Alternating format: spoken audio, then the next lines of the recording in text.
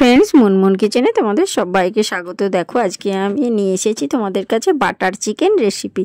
তো চিকেনের তোমরা অনেক রকম রেসিপি খেয়েছো, তো আমার মতো একবার বাটার চিকেন রেসিপি একবার হলো বাড়িতে ট্রাই করে দেখো। অসাধারণ কিন্তু খেতে, এবং অসাধারণ তোমাদের টেস্টটাও লাগবে। তো একবার হলো ট্রাই করো। তো তার জন্য দেখো প্রথমে আমি নিয়ে নিয়েছি 1 কেজি মতো চিকেনটাকে ভালো করে ধুয়ে নিয়ে এসেছি। এবার এর মধ্যে দিয়ে দিচ্ছি স্বাদ মতো 1 চামচ লবণ। তারপরে এর মধ্যে দিয়ে দেব 1 চামচ মতো ভিনিগার। দেখো ভিনিগারটা আমি একটা বাটিয়ে করে নিয়েছি। এবার ভিনিগারটা দিয়ে লবণটা দিয়ে ভালো করে একসঙ্গে খুব সুন্দর করে মাখিয়ে নেব। মাখিয়ে নিয়ে এটা ম্যারিনেট করে প্রায় 15 মিনিট মতো রেখে দিতে হবে। তো ভিনিগারটা দিয়ে নুনটা দিয়ে ভালো করে 15 মিনিট ম্যারিনেট করে নিতে হবে। তো তারপরে দেখো এটাকে আমি 15 মিনিট রেস্টে রেখে দিয়েছিলাম। তারপরে এবার এটাকে নিয়ে নিয়েছি, এর মধ্যে দিয়ে দিলাম 2 চামচ মতো টক দই। এবারে দেখো 15 মিনিট পর এসে এর মধ্যে দিয়ে দিলাম 2 চামচ টক দই। তারপরে দিয়ে দেব এর মধ্যে 1 চামচ থেতো করা রসুন। দেখতেই পাচ্ছ বন্ধুরা, 1 চামচ রসুন দিয়ে দিলাম। এবারে দিয়ে দেব 1 চামচ আদা বাটা। এবারে আদা, রসুন আর টক দইটা দিয়ে ভালো করে কিন্তু একটু মাখিয়ে নেব। তারপরে দেব এর সঙ্গে কাশ্মীরি লঙ্কার গুঁড়ো। কাশ্মীরি লঙ্কার গুঁড়োটাও আমি ওপর থেকে ছড়িয়ে দিলাম। এবারে সব উপকরণগুলোকে ভালো করে একসঙ্গে কিন্তু মাখিয়ে নিতে হবে, যাতে কোথাও না দলা বেঁধে থাকে। তো এইভাবে দেখো হাতের সাহায্যে আমি খুব সুন্দর করে ভালো করে মাখিয়ে নিলাম। এটাকে কিন্তু মাখানোর পর আধ ঘন্টা মতো এটা রেস্টে রাখতে হবে। ম্যারিনেট হয়ে গেছে আমার। তারপরে দেখো এটা ঢাকা দিয়ে রেস্টে রেখে দিয়েছি। এপাশে দেখো আমি কড়াইয়ের উপর দিয়ে দিলাম 1 চামচ মতো বাটারটা দেওয়ার পর বাটারটা একটু গলতে সময় দিতে হবে। তো দেখো গরম কড়াই দেওয়ার সাথে সাথেই কিন্তু বাটারটা গলতে শুরু করেছে। দেখো বাটারটা গলে গিয়েছে। এবারে এর মধ্যে দিয়ে দিলাম আমি মাংসগুলো, যে ম্যারিনেট করা মাংসটা আমি রেখেছিলাম আধ ঘন্টা মতো।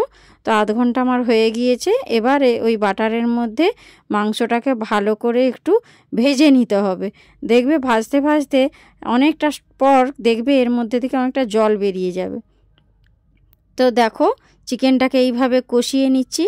কষতে কষতে দেখো একটা সময় আসবে, এর মধ্যে থেকে দেখো কতটা পরিমাণ জল বেরিয়েছে বন্ধুরা। তো এই জলটাকে কিন্তু ক্রমশ নেড়ে চেড়ে ভালো করে শুকনো করে নিতে হবে, যতক্ষণ না পর্যন্ত এর মধ্যে থেকে বাটার ছেড়ে বেরিয়ে আসছে। তো দেখো একটা পর্যায়ে তোমাদেরকে দেখাচ্ছি, এর মধ্যে থেকে বাটার ছেড়ে বেরিয়ে এসেছে। দেখতেই পাচ্ছ মোটামুটি চিকেনটা আমার ভাজা কমপ্লিট হয়ে গিয়েছে। এবারে এটাকে সরিয়ে আমি একটা আলাদা জায়গায় রেখে দিলাম। এবারে গ্যাসের উপর আবার কড়াই বসিয়ে দিয়েছি। এবারে এর মধ্যে দিয়ে দিলাম আবারও 1 চামচ মতো বাটার। তো ব্যাটারটা দেখো একটু গলে যাক। তারপরে দেখছি বন্ধুরা, দেখিয়ে দিচ্ছি তোমাদেরকে আমি এরপর কি করি। তো এরপরে আমি দিয়ে দিলাম কুচো করে রাখা পেঁয়াজ কুচোগুলো আমি দিয়ে দিলাম ওই বাটারের মধ্যেই। এবারে ভালো করে পেঁয়াজগুলোকে কিন্তু একটু ভাজতে হবে, যতক্ষণ না পেঁয়াজটা একটু সামান্য পরিমাণ গলে যায়। তো দেখো পেঁয়াজটা মোটামুটি আমার গলে গিয়েছে। এই পর্যায়ে আর একটু ভালো করে নেড়ে চেড়ে নিচ্ছি। এবারে এর মধ্যে দিয়ে দেব 1 চামচ লবণ। লবণটা এই কারণে এখন দিলাম, তো লবণ দিলে পেঁয়াজটা কিন্তু আরও ভালো করে গলে যাবে।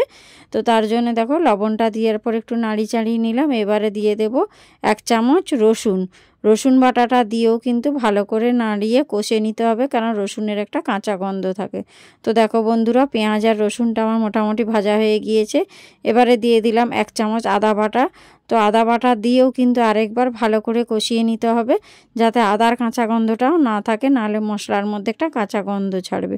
তো দেখো আদাটা দেওয়ার পর মোটামুটি আদা, পেঁয়াজ, রসুনটা আমার ভালো করে কষা হয়ে গিয়েছে, এবং নুনটা থাকার জন্য দেখছো পেঁয়াজগুলো কত সুন্দর গলে গিয়েছে। এবারে এর মধ্যে দিয়ে দেব 1 চামচ হলুদ গুঁড়ো, আর দিয়ে দিলাম কাশ্মীরি লঙ্কার গুঁড়ো। তো কাশ্মীরি লঙ্কার গুঁড়োটা এই কারণে দিলাম, কি সুন্দর একটা কালার আসবে। তো দেখতে থাকো, সঙ্গে থাকো আমার সঙ্গে। দেখো কাশ্মীরি লঙ্কা গুঁড়ো আর হলুদ গুঁড়োটা দেওয়ার পর ভালো করে নাড়িয়ে চাড়িয়ে একটু কষিয়ে নিচ্ছি। কালারটা দেখো বন্ধুরা কত সুন্দর চেঞ্জ হয়ে গিয়েছে। এবারে এর মধ্যে দিয়ে দেব কুচো করে রাখা টমেটো কুচো মোটামুটি 3টে মতো আমি এখানে টমেটো দিয়েছি। টমেটোটা তোমাদেরকে 3-4টে মতোই দিতে হবে, ছোট হলে 4টে দেবে, বড় হলে 3টে দেবে। তো টমেটো কুচোটা দেওয়ার পর ভালো করে কষিয়ে নিতে হবে যতক্ষণ না টমেটোটা গলে যাচ্ছে। তো দেখো এই পর্যায়ে বন্ধু আমার এই টমেটো দিয়ে মশলাটা কষা হয়ে গিয়েছে। এবারে একটু ভালো করে নাড়িয়ে চাড়িয়ে দেখো বন্ধুরা, দেখিয়ে দিচ্ছি মশলাটা একদম সুন্দরভাবে কষা হয়ে গিয়েছে। এটাকে একটু ঠান্ডা করতে রেখে দিতে হবে আধ ঘন্টা মতো। তো দেখো ঠান্ডা হওয়ার পর আমি মিক্সির বোলের মধ্যে ওই মশলাটা নিয়ে নিচ্ছি। সমস্ত মশলাটাই আমি মিক্সির বোলের মধ্যে নিয়ে নেব। তো ঠান্ডা মানে মোটামুটি একটু ঠান্ডা করে নিয়েছি। তারপরে দেখো মিক্সির মধ্যে নিয়ে এটার একটা মিহি পেস্ট বানিয়ে নেব। তো মিক্সির ঢাকনাটা লাগিয়ে দেখো আমি এই মশলাটার একটা মিহি পেস্ট বানিয়ে নিয়েছি। দেখতেই পাচ্ছ তোমরা মশলাটা কত সুন্দর পেস্ট হয়েছে। এবারে গ্যাসের উপরে বসিয়ে দিলাম সেই চিকেনটা, যে চিকেনটা আমি বাটার দিয়ে ভেজে রেখেছিলাম। তার মধ্যে দিয়ে দেব এই মশলার পেস্টটা। তো মশলার পেস্টটা দেওয়ার পর ভালো করে চিকেনের সঙ্গে কিন্তু এবারে মশলাটাকে কষতে হবে। তো এই পর্যায়ে বন্ধুরা গ্যাসের ফ্লেমটা একটু কিন্তু লো ফ্লেমেই রাখবে, না হলে মশলাটা কিন্তু তলায় ধরে যাবে। তো এই পর্যায়ে গ্যাসের ফ্লেমটা লো ফ্লেমে রেখে খুব ভালো করে কিন্তু এই মশলাটা দিয়ে চিকেনের সঙ্গে কষতে হবে। কষতে কষতে একটা সময় দেখবে মশলা থেকে বাটারটা ছেড়ে বেরিয়ে আসবে। দেখছো বন্ধুরা চিকেনটা কতটা পরিমাণ কমে গিয়েছে।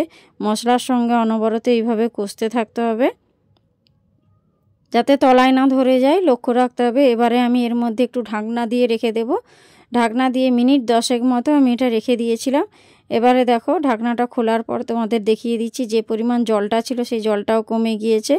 চিকেনটা কত সুন্দর কষা হয়ে গিয়েছে। এবার যে বাটারটা দেওয়া ছিল সেই বাটারটাও কত সুন্দর ছেড়ে বেরিয়ে এসেছে। এইভাবে কিন্তু তোমাদেরকে মশলাটা দেওয়ার পর চিকেনটা কষিয়ে নিতে হবে। এবার কষতে কষতে দেখো আরও 5 মিনিট মতো আমার আরেকটু ভালো করে কষিয়ে নিচ্ছি চিকেনটা, যাতে মশলার কাঁচা গন্ধ না ছাড়ে। দেখো চিকেনটা সুন্দর কষা হয়ে গিয়েছে, বাটার ছেড়ে বেরিয়ে এসেছে, দেখতে পাচ্ছ বন্ধুরা। এবারে আমি এর মধ্যে দিয়ে দিলাম 1 বাটি মতো গরম জল।